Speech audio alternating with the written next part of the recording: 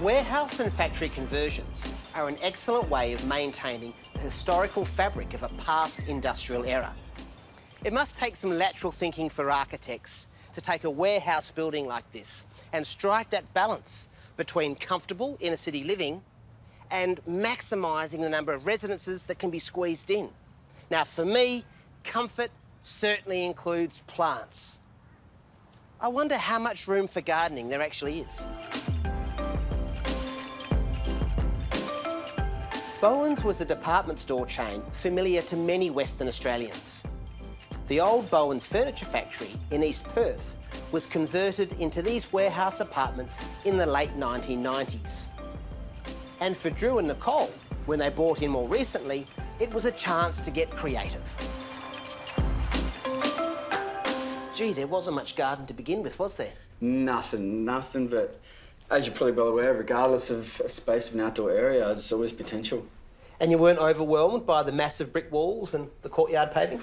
No, not at all. Actually, what we saw was just an amazing space and possibility for as many plants as we could think of. And Drew's vision really made that possible for us.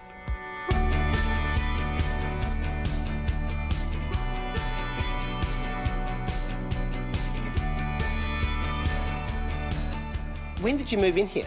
So a couple of years ago, bought the place, started with some other renovations and got sort of started in the courtyard probably 18 months ago now, yeah. And did you start with much gardening experience to create this? Nothing, I'm just a FIFO driller, blast hole driller in the mines, working 2-in-1, yeah. Yeah, neither. Same, no experience prior. And how did the design play out? You just sort of start with one feature and allow that to sort of transform, and then you just continue just adding other features and other effects and just playing with different ideas. And yeah, a lot of it's just trial and error and figuring out what we sort of like, yeah. How have you shared the process of creating this garden? Drew is really, really good at the physical thing, like the vision and how we need to care for the plants and what we need to do and making sure it's all done properly. And then I kind of see the feeling side of things, like, oh, how's this room going to feel and what are we trying to create here? And then it comes together, I think, really nice. Carefully trained ivy, syzygium, and magnolias green the walls. Trailing ipomoea, dichondra, and spider plants frame the windows. And a mix of shade-tolerant grasses and colourful understory plants dress the floor. All of this is the result of learning by doing. What have been the major challenges creating a garden in a tough courtyard environment like this? So I suppose one of the biggest factors is sun exposure. We still will get some harsh sun during some parts of the day, which is hence why we've installed that overhead electric awning there, sort of protect during the harshest elements of the summer. And then lack of wind, I suppose. Any leggy plants kind of thing, they're not getting that wind to sort of strengthen them up.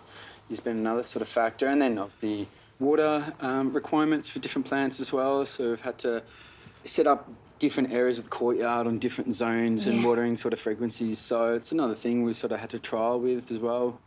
So you've pretty much maxed out this courtyard in terms of space for plants. What was next?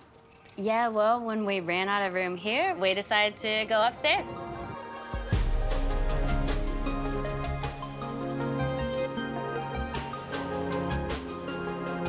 How did you construct these indoor garden beds? Initially started the timber framework, gentle concrete slopes with a drain in the middle, topped it with some non-toxic pond sealer, a few coats of that, a couple of inches of gravel, weed matting on top of that to separate the growing medium, and then it was a pretty precise sort of composition of growing medium, probably 6 or 7 different sort of products in that one, yeah. And what the idea was to have a really free-draining media that was light as well? Yeah, lightweight, very aerated.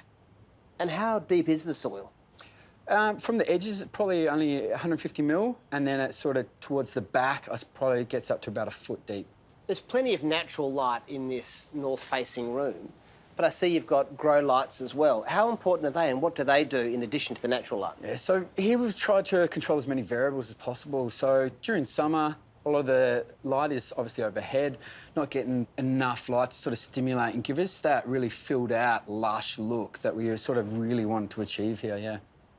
So you find the artificial light just provides that consistency and you get more 100%. uniform growth year-round? Yeah, no, absolutely, yeah. And they're fully adjustable, so we've been able to slowly increase the increments in that. So, yeah, just giving them as much light as possibly we can, yeah. The indoor garden beds are jam-packed with assorted philodendrons, anthuriums and monstera, as well as yuccas and umbrella plants. Additional humidity also helps these subtropical plants thrive, and this automated humidifier is just the trick. Being surrounded by an indoor garden when I work is so spectacular. It's can be, as I'm sure everyone would know, a little stressful being at work and time pressures and that. And with the garden, you look away and then you get to see all this natural beauty and it's kind of resetting and peaceful. It's lovely. Does the garden require much maintenance? It doesn't actually take that much. And we have put together a lot of different systems to help us manage it quite well. For the downstairs courtyard, we've got retic installed for watering, and up here, Drew's done the construction of all of the garden beds in a way that keeps it easier to maintain so I don't have to work so hard when he's away.